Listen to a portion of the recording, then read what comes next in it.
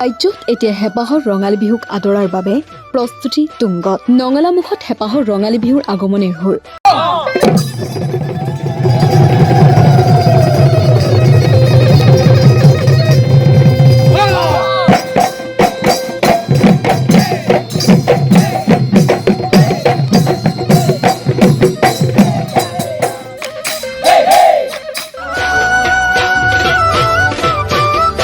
ৰাজ্যজুৰি নিৰ্বাচনৰ উত্তেজনা শেষ হোৱাৰ পাছতেই এতিয়া প্ৰতিটো কোণত শুনিবলৈ পোৱা গৈছে ঢোলৰ চাপ, পেঁপাৰ সুৰ আৰু গগনভেদী বিহুৰ নামৰ মাত।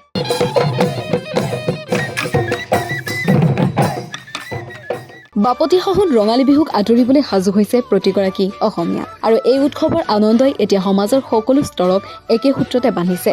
গাঁও চহৰৰ চৌদিশে দেখা গৈছে এক উৎসৱমুখৰ পৰিৱেশ।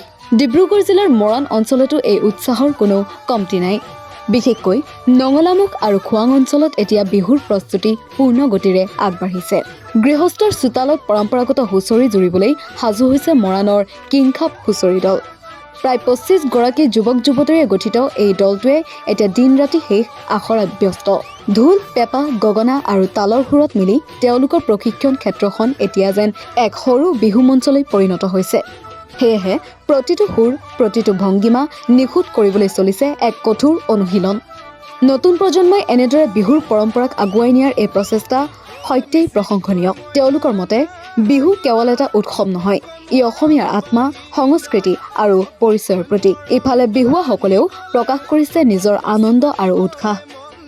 কিংখাপ হুঁচৰি দল, বাহনী পথাৰ, আৰু আমি আখৰা 15 দিনমানৰ পৰা কৰি আছোঁ। ভাল লাগিছে, বহুত ভাল লাগিছে। প্ৰদৰ্শন এনেকৈ চোতালতো মাৰিম আৰু এনেকৈ ষ্টেজতো কম্পিটিশ্যন মাৰিম বুলি ভাবিছোঁ। যিহেতু বিহু পালেহি, ঘৰত কেনেকুৱা যা-যোগাৰ কেনেকুৱা চলিছে? ঘৰত ভালে চলি আছে। কি কি সাজু কৰা হৈছে? সাজু মানে হৈছে আৰু মাহঁতে কৰি আছে।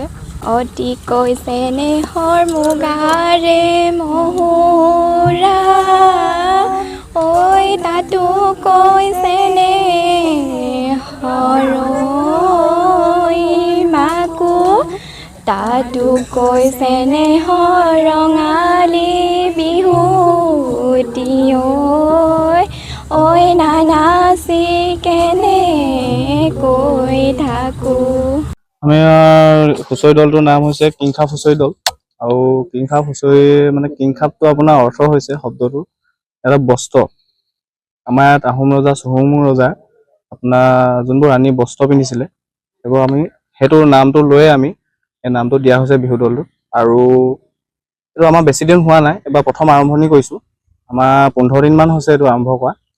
আৰু ষ্টেজ প্ৰগ্ৰেম আপোনাৰ বেছি লোৱা নাই, এবাৰ প্ৰথম আৰম্ভণি কৰিছোঁ যিহেতু। আৰু আপোনাৰ বেছিকৈ আমি চোতাল প্ৰগ্ৰেমৰ কাৰণে প্ৰিপেয়াৰ কৰিছোঁ।